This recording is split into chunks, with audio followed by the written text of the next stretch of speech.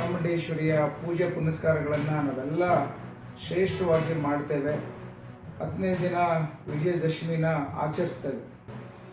ನಮ್ಮ ಭಾರತದ ಸಂಸ್ಕೃತಿಯ ಒಂದು ವಿಶೇಷದ ಪರಂಪರೆಯನ್ನು ಈ ವಿಜಯದಶಮಿದಂದು ಎಲ್ಲರೂ ಸೇರಿಕೊಂಡು ಹಬ್ಬವನ್ನು ಆಚರಿಸುವಂಥದ್ದು ಪ್ರತೀತಿ. ನನಗೆ ನಮ್ಮ ತಂದೆಯವರು ಹೇಳ್ಕೊಟ್ಟಂತೆ ಯಾವುದರ ಸಂದರ್ಭದಲ್ಲಿ ದೇವರ ಹೆಸರಿನಲ್ಲಿ ಆದಷ್ಟು ಭಕ್ತಿಲಿ ಯಾವ್ದಾರ ಕಾರ್ಯರೂಪಗಳನ್ನು ಮಾಡ್ತಾರೆ ಅಂತ ಹೇಳ್ತಿರ್ತಾರೆ.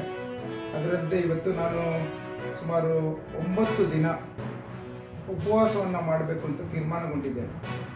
ಆ ಕಾರಣಕ್ಕೋಸ್ಕರ ನಾನು ಸಾಮಾಜಿಕ ತಾಣದ ಮೂಲಕ ಬರೋವಂಥ ಅವಶ್ಯಕತೆ ಏನು ಅಂತಂದರೆ, ನಾನೊಬ್ಬ ವೈದ್ಯನಾಗಿದ್ಕೊಂಡು ನಾನೊಬ್ಬ ತಾಲೂಕಿನ ಶಾಸಕನಾಗಿದ್ದು ಭಾಳಷ್ಟು ಜನ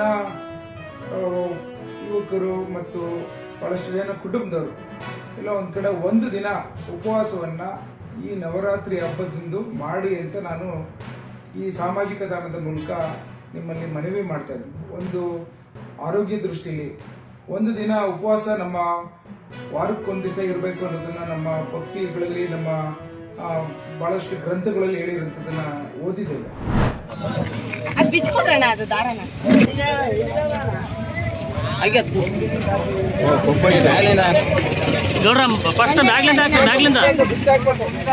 ಬಿಚ್ಚ ಹಾಕ್ಬಿಡ್ರಿ ಕಟ್ರಿ.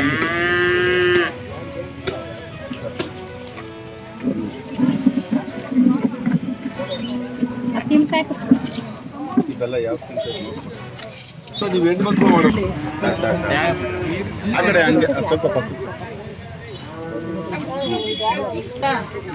ಬೆಂಕಿಪಟ್ಟಣ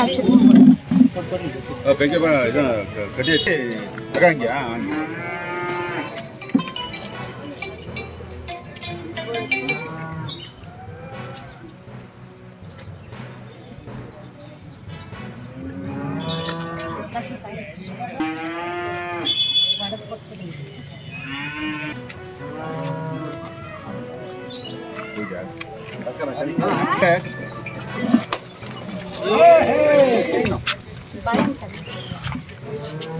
ಕೊಡು ಒಂದು ಕೊಡ್ರಿ. ನೀವೊಂದು